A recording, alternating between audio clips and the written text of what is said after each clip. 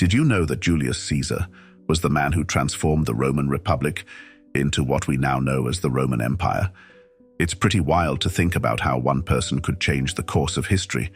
Stick around as we dive into the life of this legendary leader. Hey everyone, welcome back to the channel. Today we're diving into the life of one of history's most fascinating and influential figures, Julius Caesar. This isn't just a story about military conquests or political power plays. It's a tale of ambition, genius, and the dramatic transformation of an entire civilization. Julius Caesar was not just a military genius, but a pivotal character in Roman history whose influence stretched far beyond his own lifetime. He was a man who dared to defy tradition, challenge the status quo, and ultimately change the trajectory of one of history's greatest empires. In this video, we're going to explore Caesar's rise to power, his military achievements, and the political strategies that established him as a legendary ruler. We'll also take a look at the challenges he faced, the reforms he implemented, and the lasting impact he had on governance and culture.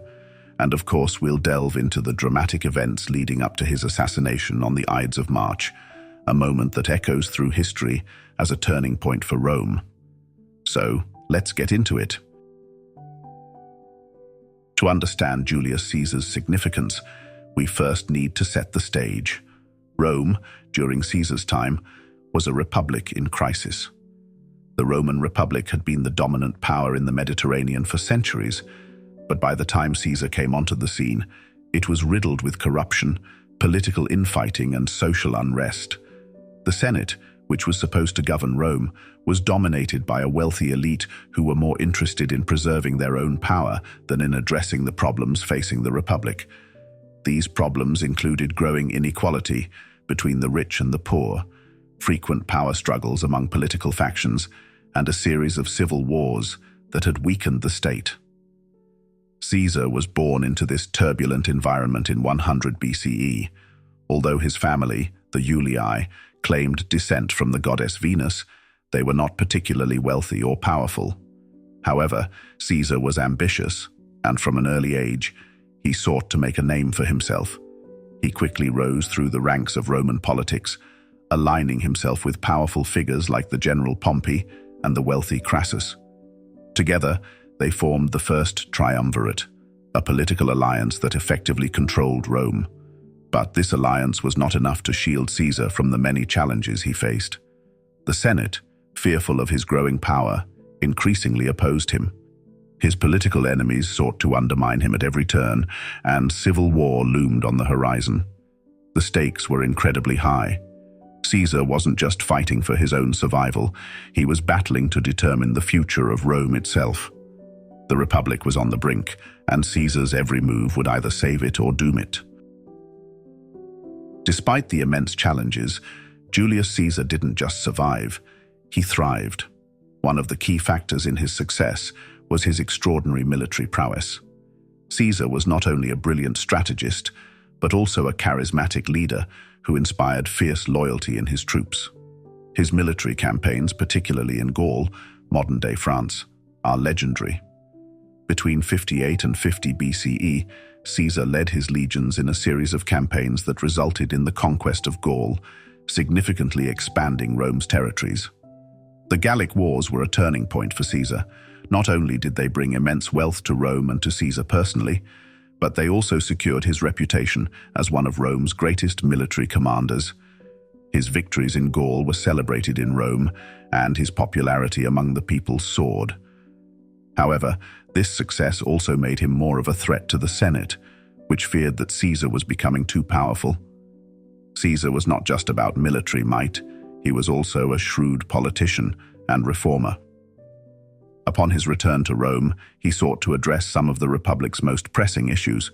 He implemented a series of reforms that tackled debt, redistributed land to veterans and the poor, and restructured the government.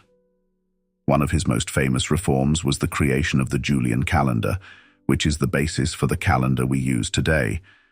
He also expanded the Senate, adding members who were loyal to him, thereby consolidating his power. But Caesar's reforms weren't just about gaining power. They were about addressing the underlying issues that were tearing Rome apart. He understood that the Republic was in decline, and that without significant changes, it would collapse.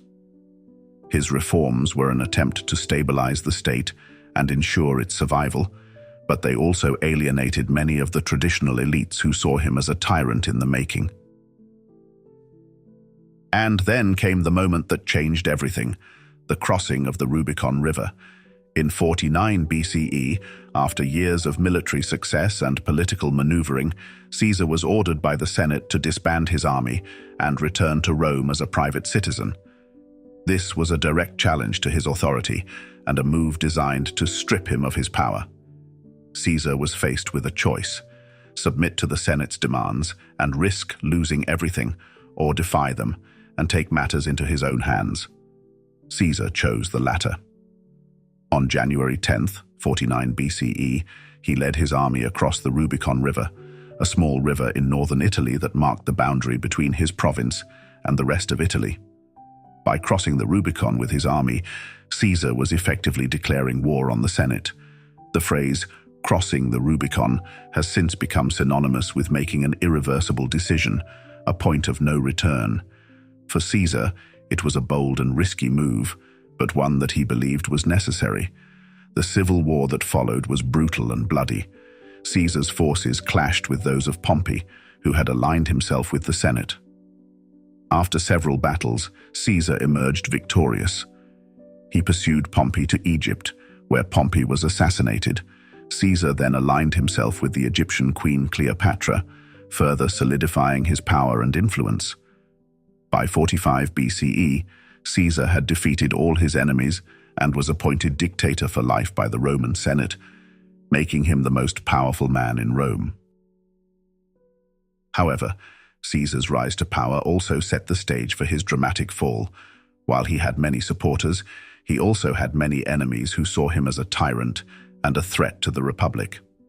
On March 15th, 44 BCE, known as the Ides of March, a group of senators led by Brutus and Cassius assassinated Caesar during a meeting of the Senate.